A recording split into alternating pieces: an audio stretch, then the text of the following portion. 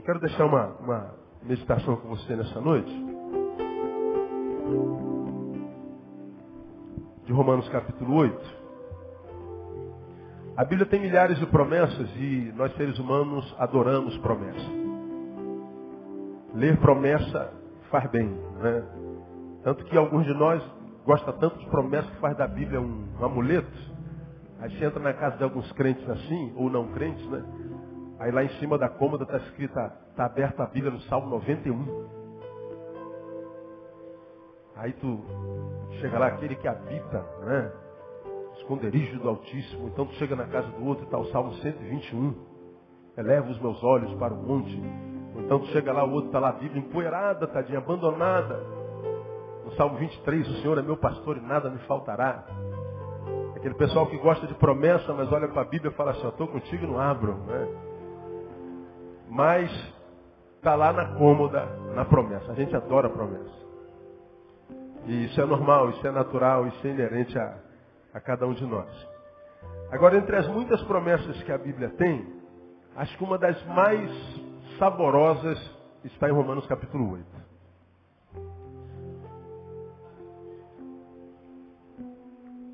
Porque essas palavras de Romanos capítulo 8, cântico de vitória, Deus é por nós, é uma declaração de Paulo, mas é uma declaração que é oriunda da fé de uma promessa que diz que estou convosco todos os dias, até a consumação dos séculos. Paulo absorveu essa verdade e não havia quem tirasse isso dele. Ele está comigo todos os dias. Você crê nisso aí, amém ou não? Só para lembrar, dá uma sacudida no irmão que está ao outro lado e fala assim, ele está contigo todo dia, irmão. Todo dia. Só para a gente não esquecer. Faz bem não esquecer disso, né?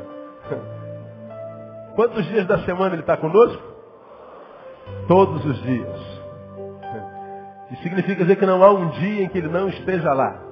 E o melhor disso, sabe o que é? Aquele que prometeu não pode mentir. Ele é diferente da gente. Ele está lá. Como você já aprendeu aqui, mas pastor, às vezes eu não sinto a presença dele. Não precisa sentir, irmão. Ele não disse que estaria? Disse. Então ele está, mesmo que você não sinta. Não seja escravo das tuas sensações. Tem dia que a gente não sente não sente nada. A gente está tão mórbido, tão mal, que a gente queria sentir a morte, não é? Então, a gente entra nessa de querer sentir a presença de Deus todo dia, toda hora. A gente quer o corpo arrepiando, quer o sapatinho cheio de fogo o tempo inteiro. A vida não é assim não. E quem diz que sente isso o tempo inteiro, mente. Isso é um crente mentiroso. Tem dia que a gente não está na unção do óleo, não. A gente está mais para ácido sulfúrico, né? A gente está mais para, sei lá o quê. Óleo queimado. Tem dia que a gente está vazio, que a gente não sente nada. A gente clama e parece que Deus virou um iceberg, congelou, não dá um sinal. A gente cai no vale da sombra da morte, Deus dá um sinalzinho. E a gente pede um sinalzinho, de olho fechado, e abre os olhinhos só para ver se, sei lá, se voa um papel, aparece um ventinho, uma mosca pousa no nosso nariz. Mas Deus não dá sinal nenhum. E a gente sai dali chateado, aborrecido, achando que Deus não cumpriu a promessa. Não. É a gente que não está se comportando, não está com a postura correta. Ele disse que estaria, não disse? Disse. Então sinta você ou não a presença dele, ele está lá. Então viva como que se acreditasse nisso. Paulo acreditava nisso com toda a sua alma. E em função disso ele escreveu Romanos capítulo 8, a partir do versículo 31, que não é aí que eu vou pregar, mas é só para ilustrar você. E o camarada escreve assim, olha. 31 do 8 de Romanos. Que diremos, pois, essas coisas? Leia comigo. Se Deus é por nós, quem será contra nós? Aí ele continua. Aquele que nem mesmo a seu próprio filho poupou, antes o entregou por todos nós, como não nos dará também com ele todas as coisas? Quem intentará acusação contra os escolhidos de Deus? É Deus quem os justifica. Quem os condenará? Cristo Jesus é quem morreu, ou antes quem ressurgiu dentre os mortos, o qual está à direita de Deus e também intercede por nós. Quem nos separará do amor de Cristo? A tribulação, a angústia, perseguição, fome, nudez, perigo ou espada? Como está escrito, por amor de ti somos entregues à morte todo dia, o dia todo. Fomos considerados como ovelhas para o matadouro, mas em todas estas coisas, leia comigo, somos mais que vencedores por aquele que nos amou. Continua lendo até o 39, vamos lá? Porque estou certo de que nem a morte, nem a vida, nem anjos, nem principados, nem coisas presentes, nem futuras, nem potestades, nem altura, nem a profundidade, nem qualquer outra criatura nos poderá separar do amor de Deus que está em Cristo Jesus, nosso Senhor. Aleluia! Tremenda essa palavra, não é? Tremendo, tremendo. Aleluia! Isso é a certeza de um camarada que transcendeu as sensações humanas. Eu não preciso sentir a presença de Deus, Ele está lá. E porque Ele está lá, eu sei que não há nada nem ninguém que me possa separar do amor dEle. Ele está dizendo aí no versículo 38, irmão, veja lá. Porque estou certo. Ele exclui a possibilidade da dúvida. Eu estou certo. Ninguém me arreda dessa verdade, dessa certeza. E ele está certo de que, veja, nem morte, nem vida, nem anjos, principados, coisas presentes, futuras, potestades, altura, profundidade, nos poderá separar do amor de Deus que está em Cristo Jesus, nosso Senhor. Agora, veja para o que eu quero chamar a sua atenção nesses próximos minutos, irmãos. Estou certo de que nem isso, nem aquilo pode nos separar do amor de Deus. Ele está dizendo o seguinte. É possível que nós sejamos separados do amor de Deus. Na verdade, é o que Paulo está dizendo aqui.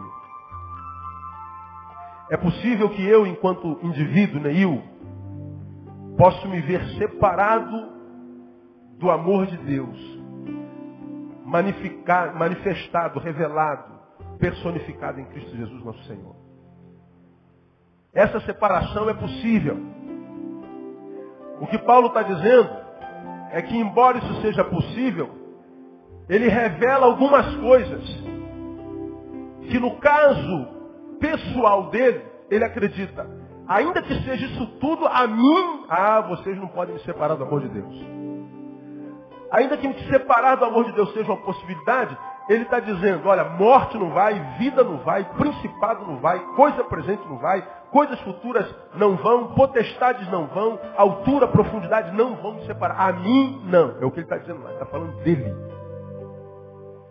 De modo que, a um passo que ele dá essa declaração de certeza, ele está dizendo que essas coisas labutam para separá-lo do amor de Deus.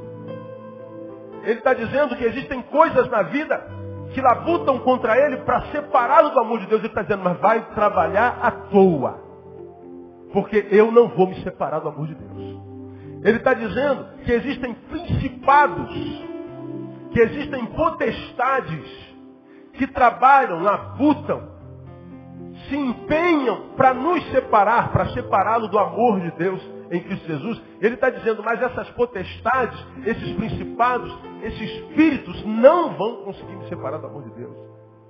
Ele está dizendo que a altura, coisas que vêm do alto, profundidade, coisas que vêm de baixo. Ele está dizendo que as coisas presentes, ou seja, acontecem hoje, as coisas que acontecem no aqui e no agora, coisas futuras, coisas que vêm como preocupação, como temores, coisas existem, espíritos existem, coisas internas e externas, do alto e de baixo. Ele está dizendo que nem anjos podem nos separar do amor de Deus em Jesus.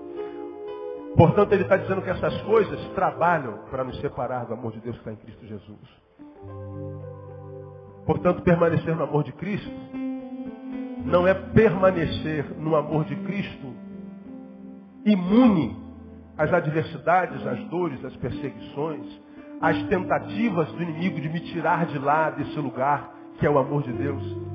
Ele está dizendo que o permanecer no amor de Deus não é uma permanência inerte, é uma permanência em luta, é uma permanência em constante estado de beligerância, de atenção. É viver no amor de Deus, é viver como um sentinela que está no quarto de hora de serviço no batalhão. Ele não pode dormir, ele não pode piscar. Então, estar no amor de Deus não é como aquela visão que a gente tem de quem está de férias, deitado numa rede, entre dois coqueiros, com água de coco embaixo, balançando a brisa do vento saboroso. Ele está dizendo, eu estou no amor de Deus. embora vida esteja trabalhando para me tirar de lá, potestades, anjos, coisas presentes, futuras, a altura, a profundidade, tudo tentando me tirar de lá, eu estou firme. Agora, quando ele escreve esse negócio, que se Deus é por nós, quem será contra nós, ele dá essa declaração linda, esse é um dos textos mais lindos da Bíblia. O que me chamou a atenção nessa semana foi o contexto no qual Paulo faz essas declarações. Se a gente fala para qualquer crente que estuda a Bíblia com essa palavra, Romanos capítulo 8, a gente vai direto para o 31. Se Deus é por nós, quem será contra nós? Porque estou certo que nem potestades, nem anjos, nem nada. A gente vai logo para a declaração poderosa de Paulo, mas a gente não sabe o restante que está escrito no capítulo 8 de Gênesis, de Romanos. E entre as coisas que estão escritas em Romanos capítulo 8, estão essas coisas que estão escritas a partir do versículo 18. Leia lá. Me acompanhe. Mesmo capítulo. Portanto, a declaração de vitória veio nesse contexto que eu vou ler para você agora. Pois tenho para mim que as aflições deste tempo presente não se podem comparar com a glória que em nós há de ser revelada. Porque a criação aguarda com ardente expectativa a revelação dos filhos de Deus. Agora veja o 20. Porque a criação ficou sujeita à vaidade, não por sua vontade, mas por causa daquele que a sujeitou. Na esperança de que também a própria criação há de ser liberta do cativeiro da corrupção, para a liberdade da glória dos filhos de Deus. Aí o 22. Porque sabemos, olha só irmãos, que toda a criação conjuntamente faz o quê? Geme e está o quê? Com dores de parto até quando? Até agora. E não só ela, mas até nós, que temos as primícias do Espírito, também gememos em nós mesmos, aguardando a nossa adoção, a saber, a redenção do nosso corpo. Então perceba que eu quero compartilhar com você pelo Espírito hoje bem rapidamente. Paulo dá uma declaração de vitória contundente que nos abala, nos abençoa pela própria declaração. Não precisa nem pregar. A gente lê, a gente é fortificado. Mas quando é que ele dá essa declaração? Ele dá essa declaração exatamente no contexto no qual ele diz assim: a criação toda geme com dores de parto. E diz, até mesmo nós que temos a primícia do Espírito, gememos com dores de parto. Portanto, a declaração de que ele pode todas as coisas, declaração de que nada vai separá-lo do amor de Deus, de que nada, nem coisa futura, presente, potestades, anjos, altura, profundidade, nem a morte, nem a vida, pode me separar do amor de Deus. Ele dá essa declaração quando ao mesmo tempo ele está gemendo de dor. Quando ao mesmo tempo ele está sendo traspassado pela dor. Quando ele está preso, abandonado, isolado, vítima de traição. Quando ele tem que dizer para a sua própria alma, eu estou certo de que para mim as aflições deste tempo não se comparam com a glória que em nós há de ser revelada. Ele está dizendo assim, olha, eu estou sofrendo as aflições deste tempo e essas aflições não são rasas, não são simples, não são pequenas, são agudas. Mas eu tenho certeza que a agudeza dessa dor não se compara com o tamanho da glória que em nós há de ser revelada. Portanto, ele está dizendo com a glória que há de ser, ainda não foi. Porque no momento ele estava gemendo. Portanto, a declaração de vitória, esse texto, um dos mais bonitos da Bíblia, foi escrito nos momentos mais agoniosos da vida de Paulo. Não tem a ver com paz, com gozo, com alegria, sorriso nos lábios. A maior produção de Paulo foi produzida na maior agonia da sua alma. Esse texto me abençoou muito. Toda a criação geme. E a gente sabe que o gemido tem a ver com dor. Quando eu canto isso, eu me lembro, quando eu falo sobre isso, eu me lembro daquela canção. Tu lembra, Leandro? Se paz jamais doce, se paz jamais doce me deres gozar. Desculpa a voz, irmão. Se dor a mais forte sofrer, ó seja o que for, ó seja seja o que for. Tu me fazes saber. Tu me fazes saber que feliz com Jesus sempre sou. Com Jesus sempre sou. As mulheres dizem, sou feliz. Sou feliz. Varões, sou feliz com Jesus. Sou feliz com Jesus, meu Senhor. A palavra dele bem forte. Essa música é linda, linda, linda, linda, linda. 398 do cantor cristão. Linda. Se paz a mais doce me deres gozar, se dor a mais forte sofrer, ó seja o que for, tu me fazes saber que feliz com Jesus sempre sou. Quando a gente vê a letra dessa canção, a gente imagina, pô, esse cara quando compôs essa música, cara, ele já está em estado de graça, eu não estava não. Ele, muitos anos, ficou sem tirar férias porque trabalhava ininterruptamente. Naquele ano ele resolveu tirar férias com a sua família, mulher e 2 filhas. E ele então foi passear de barco com a sua família. Esse barco veio a pique, afundou no rio onde eles passeavam, e só ele se salvou. Naquela tarde, ele perdeu a mulher e as 2 filhas. Quando o barco foi içado, porque não era tão profundo o lago, conta o historiador que os corpos das filhas dele ficaram presos naquelas janelinhas do barco.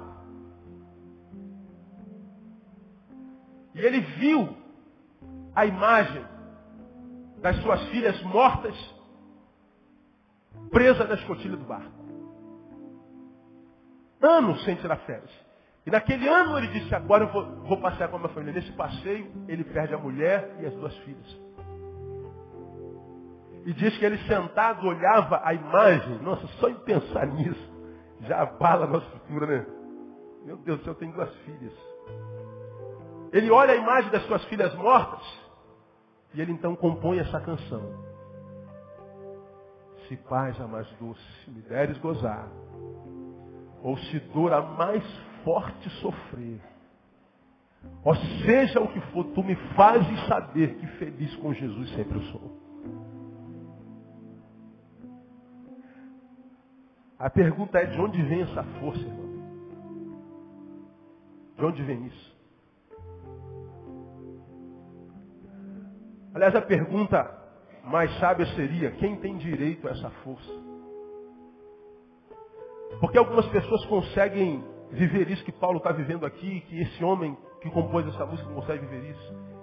Ver o corpo da sua mulher e das suas filhas e adorar o Senhor. Porque alguns de nós a unha encrava e a gente murmura. A gente perde o emprego e xinga a Deus. A gente engorda meio quilo e a gente quer morrer. Passou a chapinha, um fiapo no arreia, né? A gente amaldiçoou o mês todo. Mas outros perdem mãe, perdem pai, perdem tudo e o camarada está ali. Com uma capacidade inumana de suportabilidade que faz inveja para quem está do lado de fora vendo. E a gente muitas vezes somos testemunhos da desgraça que o acometeu, mas a força dele é tão grande que chama mais atenção do que a própria desgraça. Que a gente mesmo na desgraça dele tem inveja dele. Meu Deus, que força é essa? De onde vem isso? Porque essa palavra de Paulo, se Deus é por nós, quem será contra nós? Vem para revelar a mim que quando Deus é por nós não quer dizer que os dados, as setas, as adversidades não me alcançarão. Ele está dizendo, me alcançarão, só que não terão o êxito para o qual eles foram enviados. Porque as setas do diabo, as adversidades da vida, vêm a nós para que nos tire da presença de Deus. De modo que a dor só consegue êxito, não é quando ela toca em nós, mas quando em tocando em nós, nos tira da presença de Deus. Porque é exatamente o que não aconteceu com Paulo. As agonias o acometeram. Ele está dizendo, nós vivemos um tempo em que toda a criação geme com dores. Inclusive nós, que temos a premissa do Espírito Santo, estamos gemendo de dor. Mas essa dor não vai conseguir o êxito para o qual ela foi me enviada. Me tirar da presença de Deus. Ninguém pode ir contra nós. Nada me pode separar do amor de Deus que está em Cristo Jesus. Porque o que as dores, as ciladas, as adversidades da vida querem é nos tirar da presença de Deus. Quando é que consegue? Quando a gente acha que porque está na presença de Deus, dor a gente não sente mais. O que é um equívoco grande. Essa mensagem de que crente não sente dor, de que crente não fica reprovado, de que crente não fica doente, isso é mentira, isso é ufanismo. Isso é palavra ufanista. Isso é autoafirmação, isso é mantra.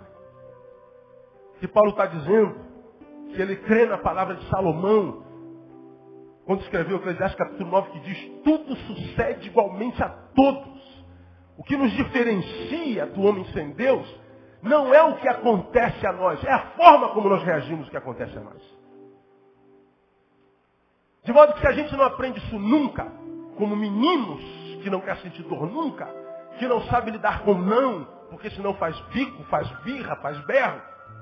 Se a gente não aprende isso, toda vez que a dor me alcança, eu sou tomado por perplexidade, por frustração. E essa frustração e perplexidade me tiram do amor de Deus. De modo que o que me tirou da presença e do amor de Deus não foi a dor, mas foi a perplexidade por ter sido atingido por ela. Porque o que Paulo está dizendo, irmão, é que as potestades, os principados, anjos, futuro, presente, coisa de cima, coisa de baixo, morte, embora nada disso possa nos tirar da presença de Deus, eu posso voluntariamente sair da presença de Deus. Eu posso me tirar da presença de Deus. Eu posso, por falta de discernimento, por falta de sabedoria, me afastar da presença de Deus. E a gente diz assim, o diabo conseguiu êxito sobre aquele irmão. Não, não foi o diabo. O diabo não tem poder para isso. Foi o próprio irmão que não soube discernir a ação do diabo, que se afastou de Deus. E a gente diz, foi o diabo. Não, o diabo se chama pelo seu nome. Isso é sabedoria de Deus. Eu acho tão simples, cara. Eu acho viver a coisa mais simples do mundo. É o texto mais bonito da Bíblia Sagrada, cara. Mostra o texto mais bonito que esse de Romanos 8, 38 em diante. Agora, quando foi que ele foi produzido? No âmbito da agudeza da dor. Agudeza da dor.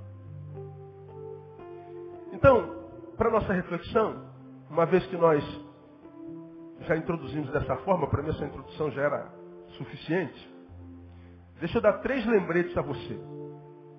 No versículo 22, Paulo está dizendo, porque sabemos que toda a criação conjuntamente geme. Bom, você faz parte dessa criação, amém ou não? Então você também está nesse barco aí. Já gemeu de dor alguma vez? Já, né, irmão? Pergunta aos irmãos que estão falando, você já gemeu alguma vez de dor? Ah, meu camarada. Aí você fala assim, meu irmão, se eu fosse te contar a minha história, meu amigo. Não é não, Eliane Andrade? É, irmão. Se fosse contar a sua história, a gente ia ficar estupefato e abençoado, porque se a gente ouvisse o outro na sua dor, nós descobriríamos que, de repente, a nossa dor é um cisco. Porque um dos nossos grandes problemas é não ouvir problemas de ninguém.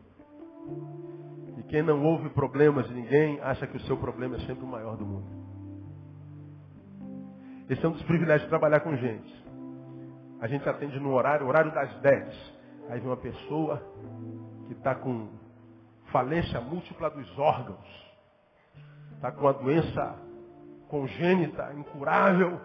E aquela pessoa já está com parte do corpo paralisando e ela entra ali para compartilhar o quanto ela está lutando com isso, cheio de esperança.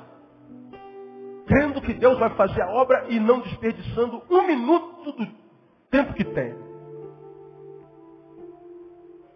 E ela entra no gabinete, eu não sei nem para quê, porque ela entrou para ser abençoada, ela acaba abençoando a gente, que não tem o que falar. A gente vai ouvindo e fala assim, meu Deus, se fosse minha, acho que eu estava prostrado. Vem para mostrar como tem gente que tem fé ainda. Aí essa pessoa vai embora com um sorriso desse tamanho, com a doença congênita. Depois entra o outro, no horário das 11. Ah, pastor, eu quero morrer, pastor. Pedi para Deus me levar, pastor. Porque eu não aguento mais essa vida, é muito sofrimento. Qual o seu problema, irmão? Ah, pastor, meu cachorrinho foi atropelado. Aí a gente baixa a cabeça assim, tinha que ser você o atropelado, né? Tadinho do cachorrinho. O pastor nem é um escândalo, né, cara? O cara fica doido comigo. Aí a gente fica assim, caramba, um está aqui com um estado terminal, querendo viver. O outro está aqui com a vida inteira na mão e está querendo morrer. A gente sai de um culto fúnebre, como por exemplo do pastor Madureira, cheio de vida. A gente fala assim, Deus, na minha concepção, esse moleque viveria 200 anos. Agora, só não vive porque não pode. Foi da vontade de Deus levar. Agora, nós estamos vivos, temos o futuro inteiro pela frente e abrimos mão do futuro. Porque eu estou desanimado. Estou cansado. Fui traído pelo namorado. Pastor, vi meu namorado beijando minha amiguinha lá no colégio. Quero morrer, pastor. A Deus está falando, então morra logo. Então transfere a tua vida para alguém que está morrendo e quer viver. Aí a gente vai aprendendo com a vida, sabe? Com as posturas dos outros. Porque Paulo está dizendo que a maior produção dele foi feita na maior dor dele. Porque a dor, embora ela faça a gente gemer, ela produz as coisas mais lindas da humanidade. Por exemplo, chuvas em Alagoas. Acabou com aquela cidade, né? A desgraça gera uma comoção de solidariedade no país inteirinho. E a gente vê o resto da nação se mobilizando em solidariedade. O melhor de nós nasce quando nós estamos na desgraça. E todo mundo cotizado, comovido, unido para abençoar os nossos semelhantes que estão lá do outro lado do país. Quando a gente vê as chuvas no Rio de Janeiro, inundou, barracos caindo, gente morrendo, e a gente vê a sociedade se unindo. E um dado interessante, li uma reportagem quando teve aquela chuva, aquela rua toda lá na Niterói caiu. Niterói? Foi Niterói? Foi do lado de lá. Aí teve um dado de um secretário de Justiça que escreveu um editorial num dos jornais do Rio de Janeiro, e ele disse, naquele período de chuva, enquanto a comunidade, a sociedade estava envolvida com a solidariedade para abençoar aquela gente, o índice de criminalidade diminuiu 90% naquela semana. Nas 2 outras semanas, o índice de criminalidade desceu 90%. Por quê? Porque a desgraça lá gerou graça cá. É o amor que é produzido na dor. É a solidariedade que é produzida na ausência do básico. Então a dor não é só desgraça na vida, é bênção. Muitas vezes a dor é Deus querendo tirar o melhor de nós, resgatar o melhor de nós, que a alegria estava sepultando. De modo que o nosso problema, portanto, não é a dor, é a nossa postura diante da dor. Porque o que Paulo está dizendo é que se tudo isso pode me tirar da presença de Deus, não pode me tirar da presença de Deus, eu, com uma leitura errada das circunstâncias, posso me tirar da presença de Deus. Aí talvez agora você entenda o que Jesus queria dizer e por que disse o que disse. Quando disse, quer alguém aí quer vir após mim? Quer que isso seja bom para você? Eu quero então. Então deixa eu te falar para você não perder tempo vindo atrás de mim.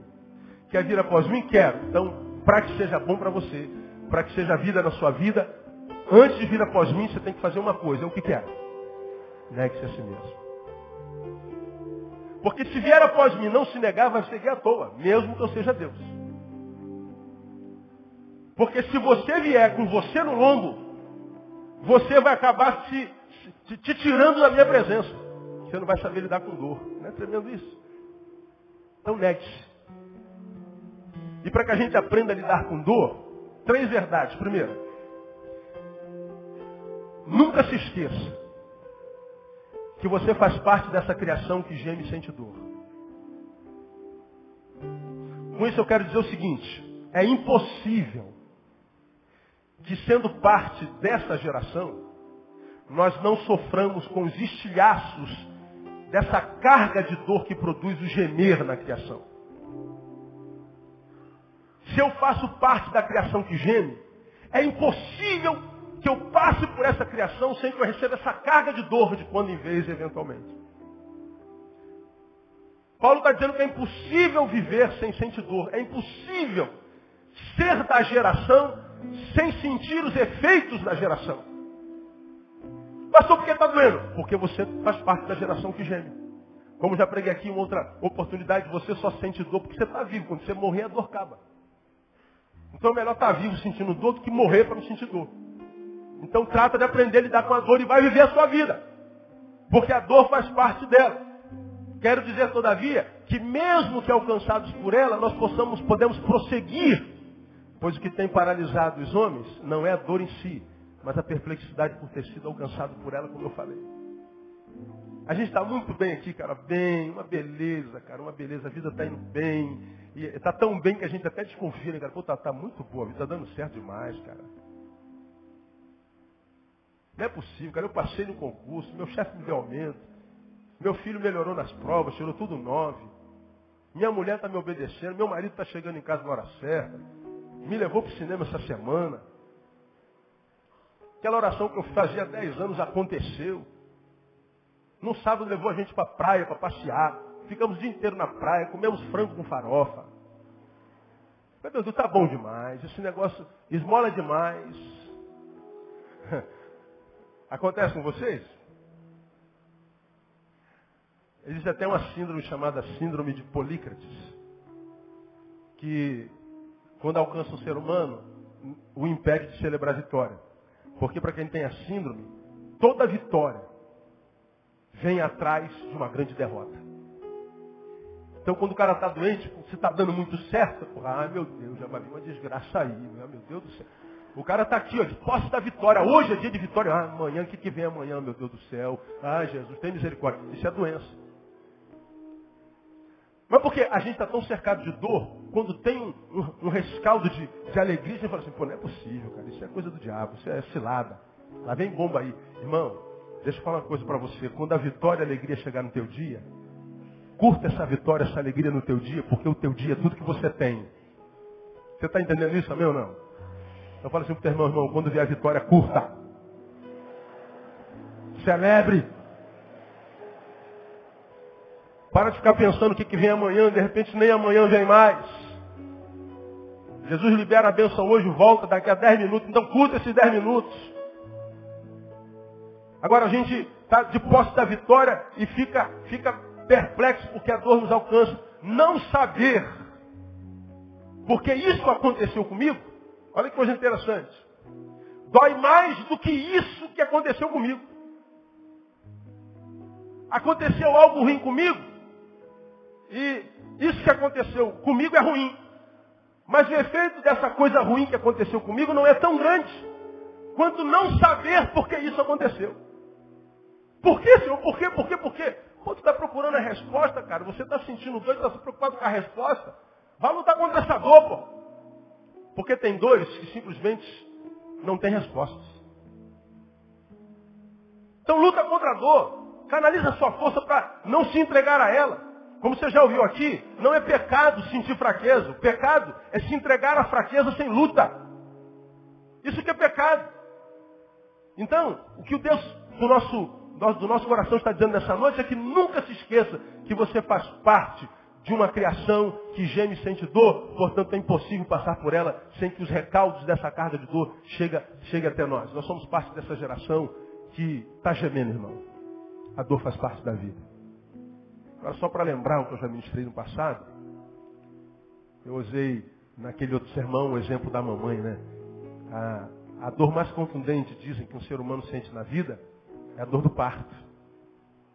Mas a maior dor da vida, que é a do parto, traz após si a maior dádiva da vida, que é o filho. Tentando mostrar para mim e para você, que ainda temos um pouquinho de ouvido para ouvir, é que de repente o tamanho da dor que você sente pode ser só o prenúncio do tamanho da vitória que vem. E se você não souber lidar com essa dor, talvez a vitória não chegue nunca. Irmão, nunca se esqueça, não existe dor que dure para sempre. Você está ouvindo isso, amém ou não? Repita comigo, não existe dor que dure para sempre. O que eu estou dizendo para você, toda dor tem prazo de validade. Então a tua dor, ela vai acabar. No tempo de Deus vai acabar. E no final dela, você vai ver que está lá a tua vitória no nome de Jesus. Então não permita que essa dor te impeça, te incapacite de tomar posse da tua vitória. Diga assim para o irmão que está ao seu lado, irmão, espera só mais um pouquinho aí. Só mais um pouquinho. Aleluia. Outra coisa que eu lhe digo. Não se deixe iludir pelo glamour produzido por essa geração, por essa criação. Porque Paulo, quando olha para a geração com os olhos do Espírito, diz assim, essa geração geme. Essa geração está com dor de parto. Agora, sabe o que confunde a nossa cabeça? É que a gente olha para a geração e parece que ninguém está sentindo dor, cara. Parece que só você está com dor. Dá uma olhadinha para o lado, irmão. Olha para esse irmão que está do teu lado direito, esquerdo, dá uma olhadinha. Vê se tem cara de quem está sofrendo. Dá uma olhada, vê se parece. Vê se tem cara de quem está duro. Vê se parece que está duro.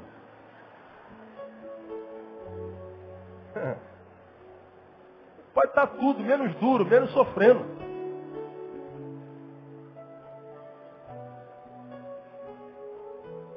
Se a gente for pela aparência, tá louco, só gente bonita.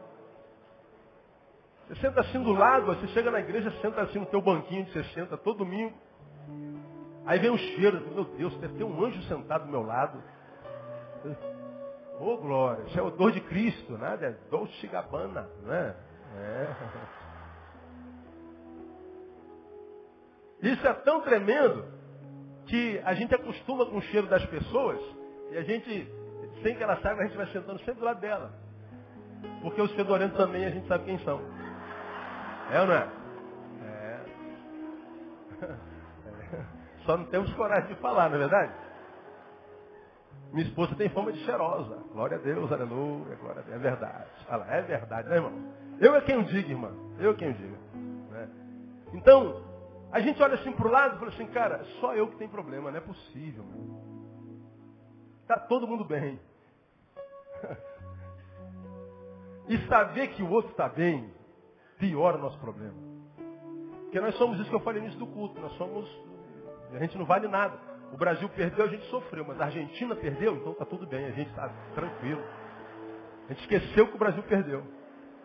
Ou seja, a desgraça do outro ameniza a nossa. Não é verdade? Eu não sei como é que Deus pode amar a gente, cara. Porque a gente não vale nada. Deus é bom, a gente não vale nada, a gente não presta. Agora, o Brasil perdeu, todo mundo ficou perplexo. Aí vai para o jogo da Argentina. O Brasil inteiro no jogo da Argentina. Alemão desde garotinho. Né?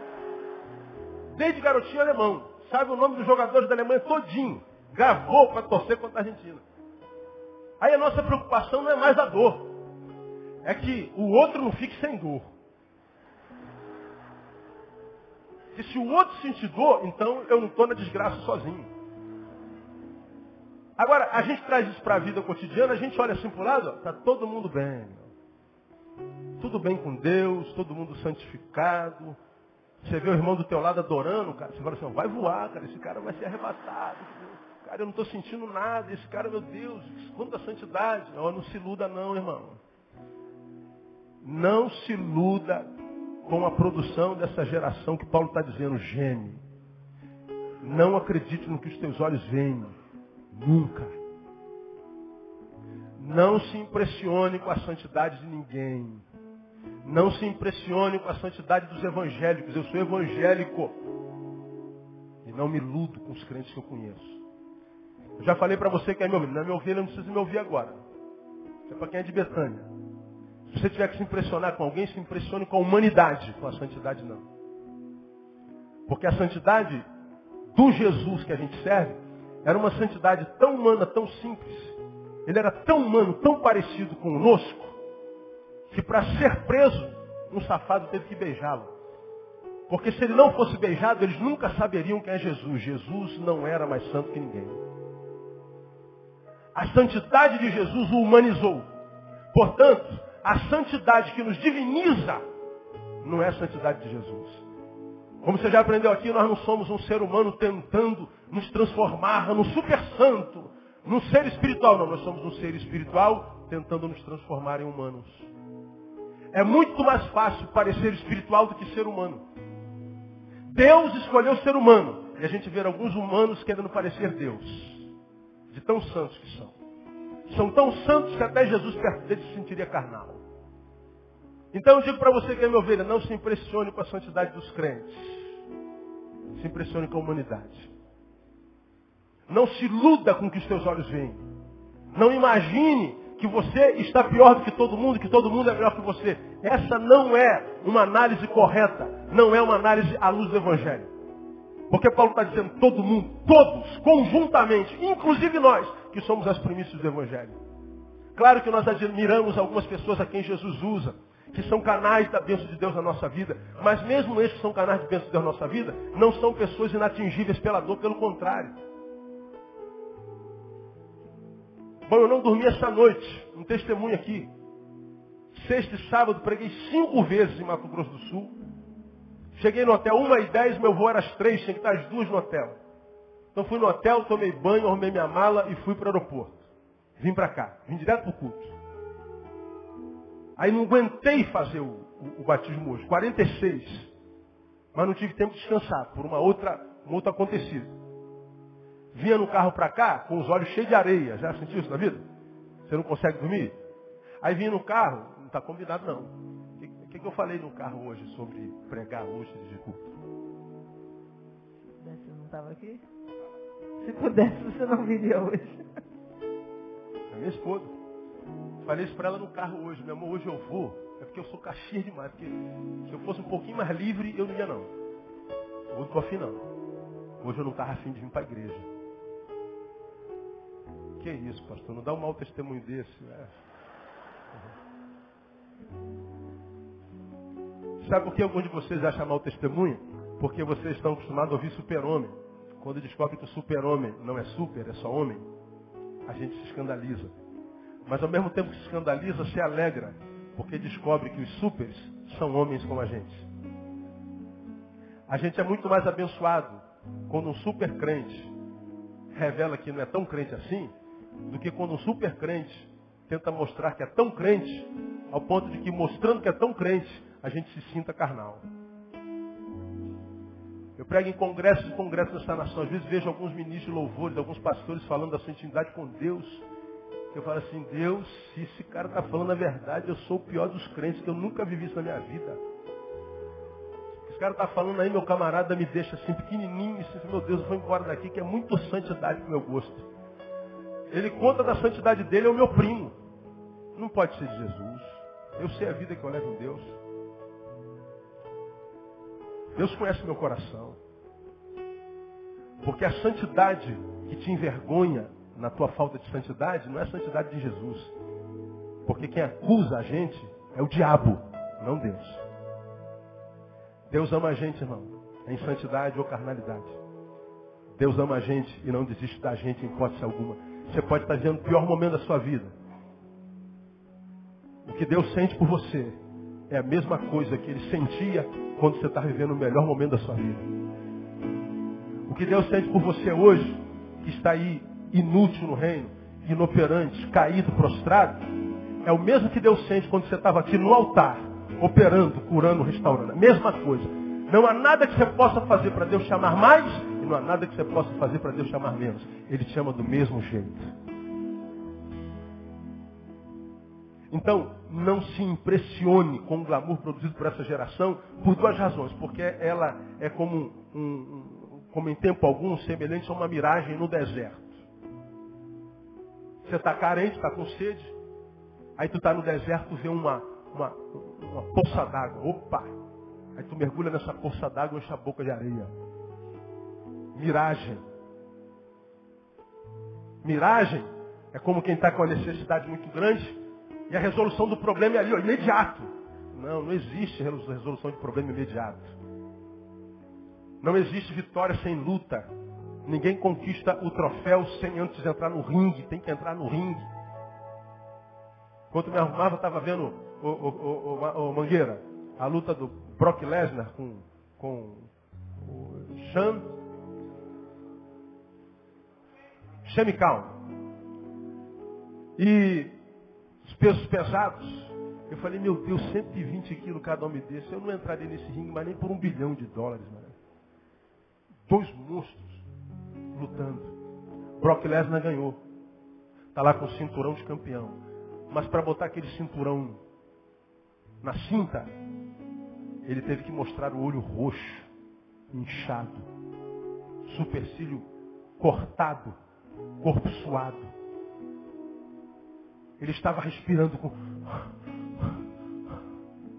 Agora o que acontece com a gente? A gente quer o cinturão, Cleiton, mas a gente não quer sentir dor. A gente não quer entrar no ringue. A gente não quer admitir que a luta vale tudo. Vai doer. Que a vitória tem que entrar no ringue. Não existe solução instantânea. Não existe vitória sem luta. Isso é miragem. E esse estado de ser holográfico, vaidoso, é de origem espiritual. Porque olha só o versículo 20 para a gente terminar, irmão. Olha lá. Porquanto a criação ficou sujeita à vaidade. Por vontade própria? Não. Não por sua vontade, mas por causa do quê? Daquele que a sujeitou. Ou seja, nós nos transformamos nessa vaidade toda, nessa aparência, que não tem nada a ver com a essência. Na essência nós gememos, mas na aparência nós estamos vaidosos, estamos lindos. Agora, essa desconexão entre essência e aparência, entre o mundo subjetivo e objetivo, entre o que eu sou e o que eu pareço ser, essa forma hipócrita de ser, holográfica de ser, diz o texto, é por uma ação espiritual. Não foi por vontade própria. Essa mentira na qual nos tornamos é uma ação daquele em quem o mundo jaz. Então essa desconexão da aparência com a essência, todo mundo bonito, todo mundo gemendo. Ele está dizendo, nem sempre é humano, é espiritual. Então não se iluda com a produção dessa criação. Termino. Terceiro conselho. Creia que em Deus você é maior e mais forte do que toda a criação junta. Porque veja o que Paulo está dizendo. Ele sujeitou toda a criação geme. Conjuntamente, inclusive nós, olha o plural aí, que temos a premissa do Evangelho. Mas aí, depois que ele revela a realidade, ou seja, o que é, ele entra na sua individualidade, chega no versículo 38 e muda o discurso. Que diremos, pois, estas coisas? Olha o plural aí. Se Deus é por nós, quem será contra nós?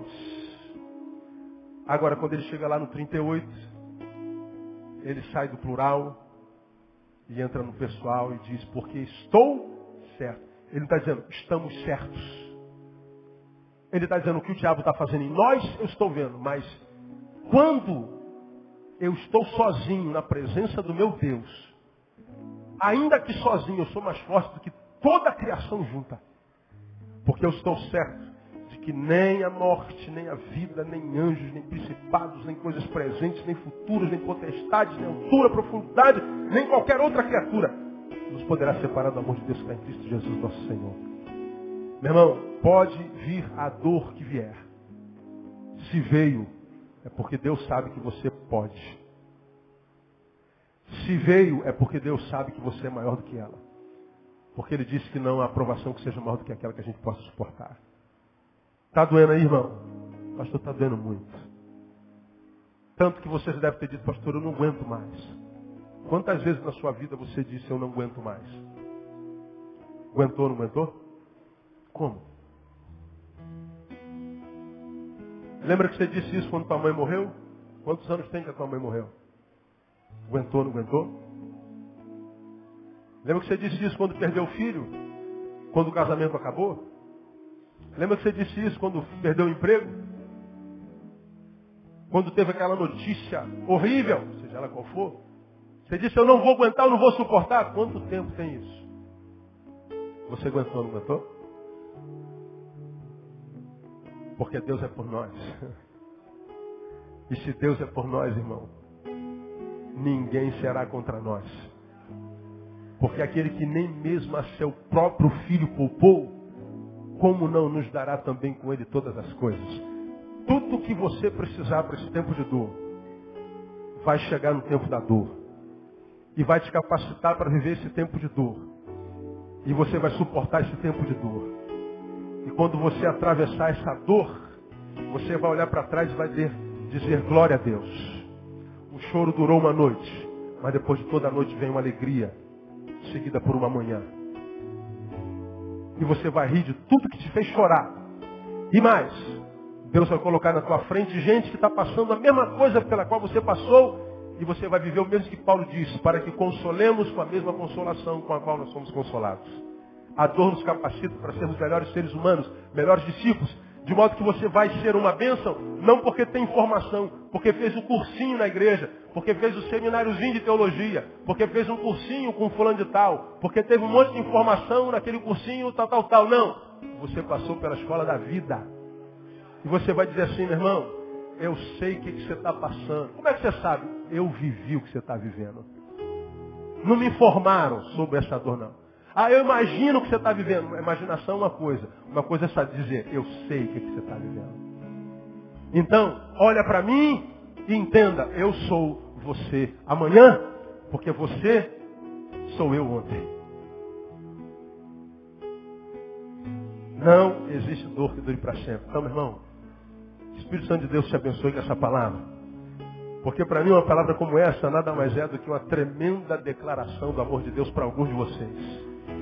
Ele sabe que há alguns de vocês aqui que estão gemendo, que estão vivendo um hoje muito dificultoso. Ele está dizendo assim, filho, você acha que eu esqueci de você, seu bobo? Você acha que eu não estou vendo o que você está passando? Você acha que eu sou o quê? Um esquecido? Você acha que eu preciso de agenda? Você acha que eu tenho como? Você acha que eu tenho amnésia? Eu estou vendo o que você está passando. Então, eu só estou te liberando essa palavra que você entenda isso. Fica firme. Fica firme. Porque o tempo da bonança está chegando. O tempo da honra, no lugar da tua vergonha, Deus vai te dar dupla honra no nome de Jesus. Diga assim, Deus, eu recebo essa palavra. Aplauda ele bem forte. Aleluia.